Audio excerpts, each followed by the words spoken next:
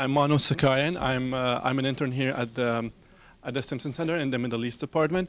My question is, so a lot of Arab media are talking about the ISIS being an Iranian creation. It's an ally of Bashar al-Assad under the table in Syria, but a very strong opponent of al-Maliki, obviously in Iraq.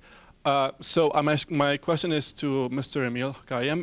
Do you see any destruction or any solution to the ISIS problem in Iraq without a U.S.-Iran rapprochement or negotiations or agreement?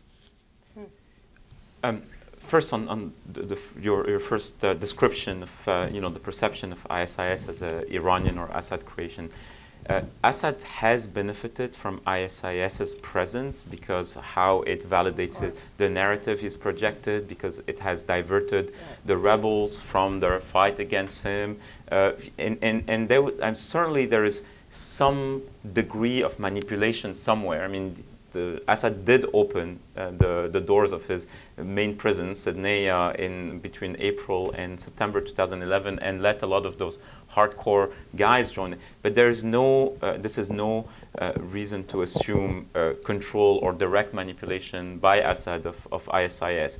It's a way for a lot of people to reject ISIS as a malignant outgrowth of the Syrian rebellion and Sunni frustrations in the region. Look, your point about U.S.-Iran cooperation against ISIS, it's a very tricky point, because Iran can certainly help operationally and in terms of intelligence in Iraq. Assad can help less so in Syria, for that matter. I mean, if we look at Assad as a potential partner against ISIS, this is an idea that is floated as well. But the problem is larger. It has to do with strategy and legitimacy. Who do you want to defeat ISIS? You want mainstream Sunni elements in Syria to take on ISIS because they have the local understanding, the intelligence, the legitimacy to actually degrade a group that has as many as 12,000, 15,000 fighters, which is something massive.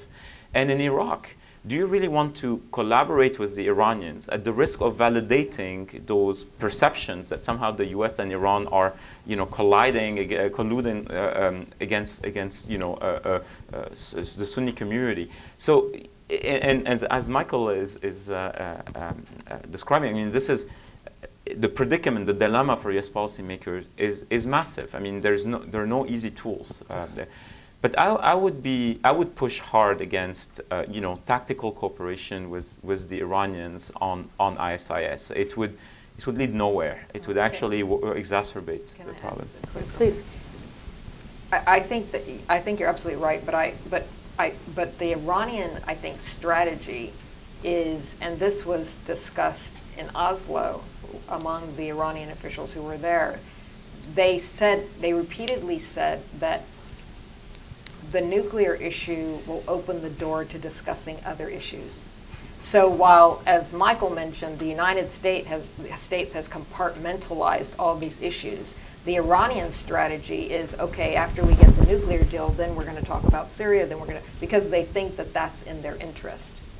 But don't you think that some of the Iranians who say that are not really representing what I think will be the conservatism of the Iranian elite once a deal? I mean, they're going to have to, both the United States and Iran, let's assume that negotiations are successful, will have to take some time to kind of internalize the fact of the agreement.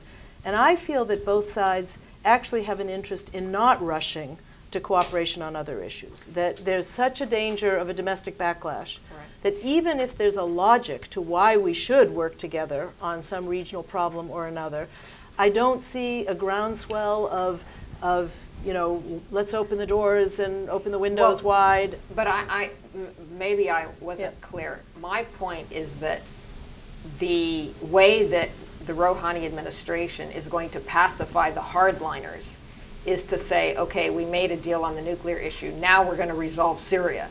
Assad stays in power, I mean, to their benefit. benefit, I see, not to their benefit. detriment, to their benefit. I mean, at least that's the way it was sort of They would have framed. leverage over us They will to have do leverage things. over I us, see. because as Emil said, I mean, we sort of are so desperate to make a deal. The Iranians know that, so they're saying, okay, let's make a deal. Then we can talk about Afghanistan. Then we can talk about, and that's sort of how they view it. Okay, I've got a question in the back. Did you want to come in? Yeah, I was just going to say that I think tactical cooperation is certainly possible on limited areas. I mean, we've done it before already. Right. But I found it noteworthy that despite all the cooperation, of talk about cooperation mill to mill with the Iranians on the Iraq issue, nothing really came of it. I mean, it doesn't contradict what you're saying. It's because we haven't reached that. Perhaps we haven't reached that from stage their yet. point But of it view, nothing ever came of it. I mean, Their point of view, nothing ever came of it because the United States didn't cooperate.